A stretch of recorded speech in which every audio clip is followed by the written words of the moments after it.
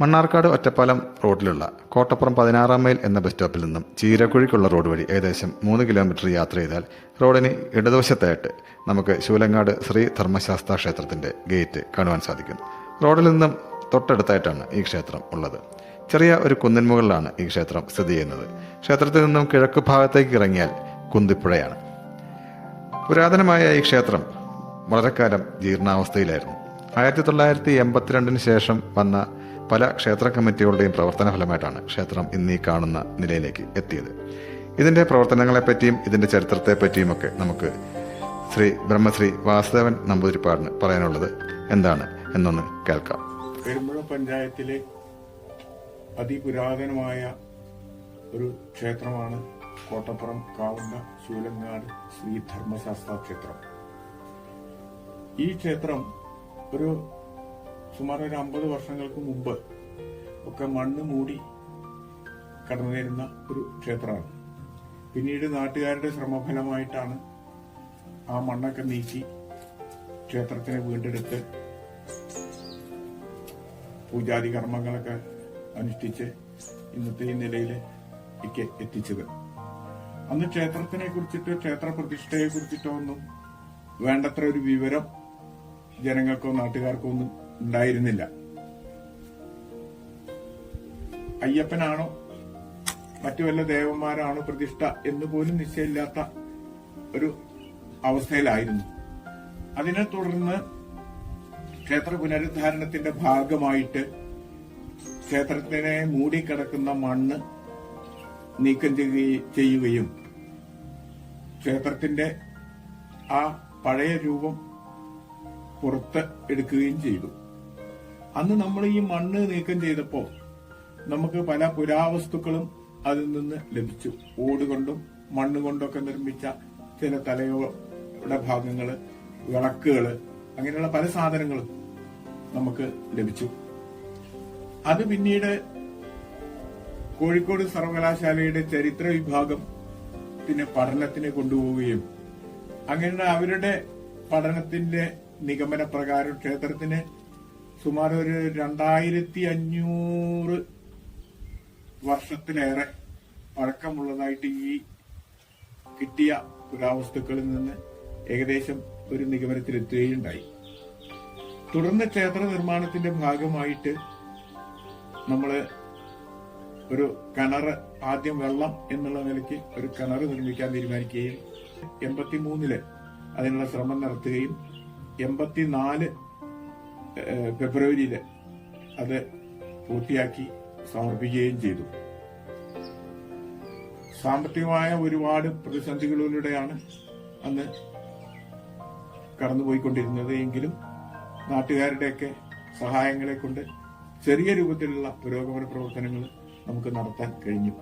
ഒരു ക്ഷേത്രത്തിന്റെ അടിസ്ഥാനം എന്ന് പറയുന്നത് നമുക്ക് മനസ്സിലാക്കണമെങ്കിൽ ദേവപ്രശ്നം തന്നെയാണ് ബേസിക്കായിട്ട് അതിനൊരു മാർഗമുള്ളൂ എന്നുള്ള തിരിച്ചറിവ് കാരണം കാര്യാവട്ടത്തെ ബാലകൃഷ്ണ പണിക്കരുടെ നേതൃത്വത്തില് അന്ന് ഒരു 4 പേരടങ്ങുന്ന ജ്യോത്സ്യന്മാരെ ഉൾപ്പെടുത്തി 3 ദിവസത്തെ ദേവപ്രശ്നം നമ്മൾ നടത്തണ്ടായി.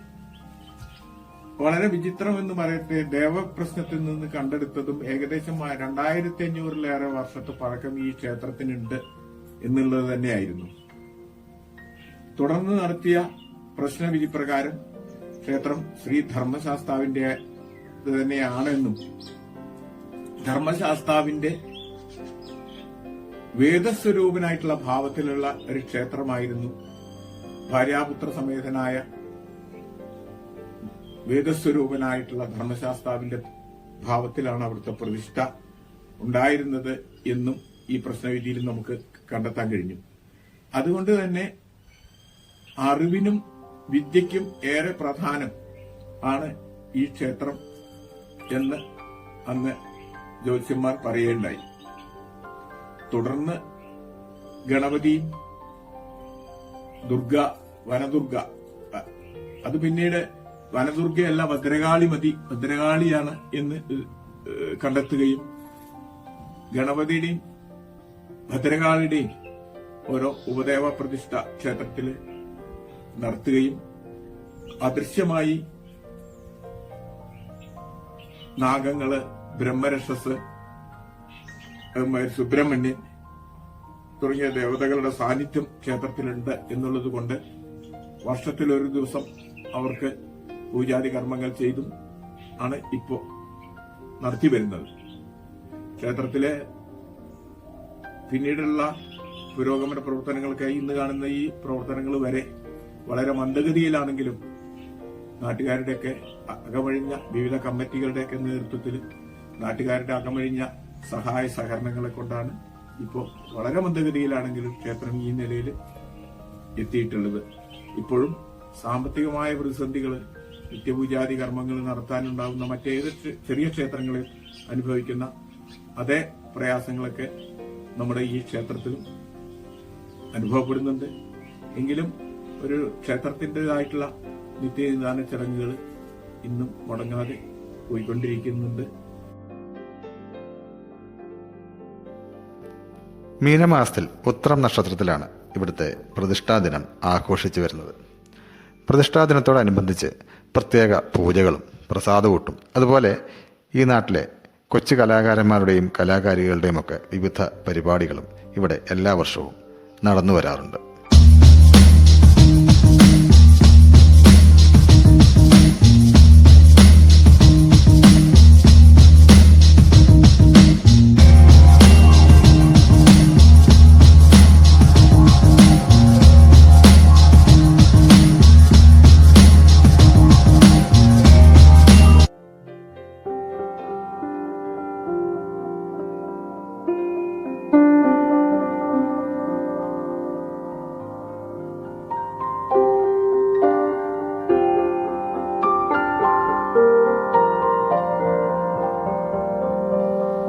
ക്ഷേത്രത്തിൽ ഇപ്പോൾ നടന്നു വരുന്ന പൂജകളെ പറ്റിയൊക്കെ ക്ഷേത്രത്തിലെ പൂജാരിയായിട്ടുള്ള ബ്രഹ്മശ്രീ ഉണ്ണി നമ്പൂതിരിപ്പാടിന് എന്താണ് പറയാനുള്ളത് എന്ന് നമുക്കൊന്ന് കേൾക്കാം.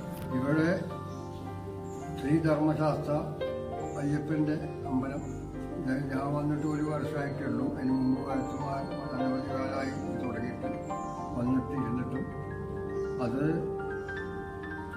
ഒരു പ്രതിഷ്ഠാദിനം പിറന്നാളെന്ന് പറഞ്ഞ പ്രതിഷ്ഠാദിനത്തിന് അതിനുള്ള സൗകര്യം എല്ലാം പൂജകാര്യങ്ങളും അച്ചട്ട വഴിക്ക് തന്ത്രി അപ്പോൾ ഞാനും ഉണ്ടാവും.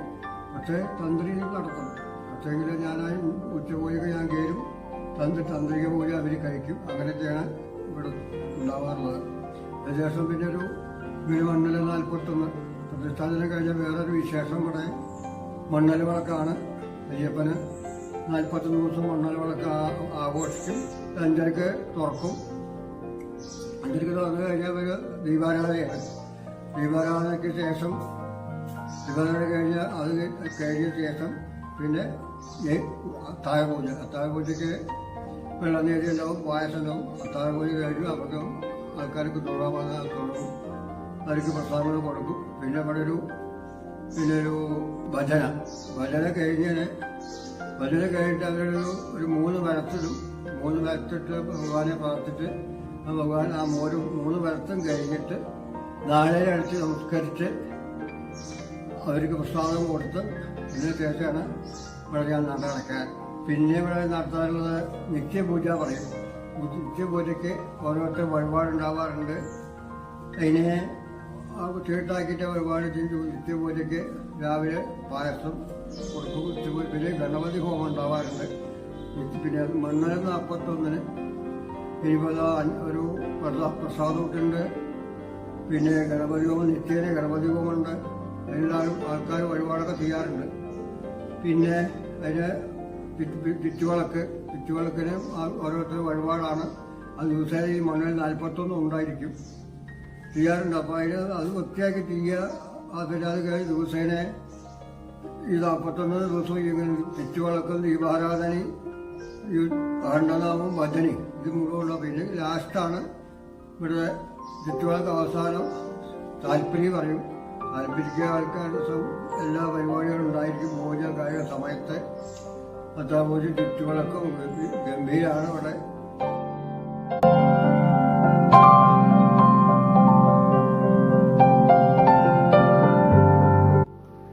ബ്രഹ്മശ്രീ ഈക്കാട്ടുമനക്കൽ നാരായണൻ നമ്പൂതിരിപ്പാടാണ് ക്ഷേത്രം തന്ത്രി.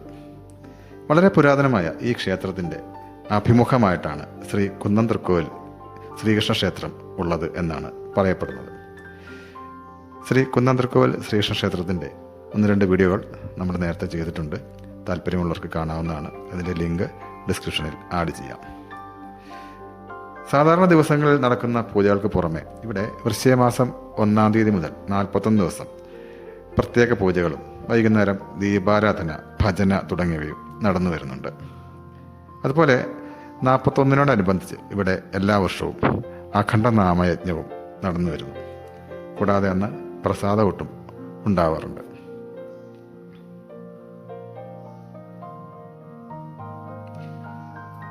വേദസ്വരൂപനായ ശ്രീ ധർമ്മശാസ്താവായതുകൊണ്ട് തന്നെ കുട്ടികളുടെ വിദ്യാഭ്യാസത്തിനും മറ്റും ഇവിടെ പ്രാർത്ഥിച്ചാൽ പ്രത്യേക ഫലം ലഭിക്കുന്നതാണ്.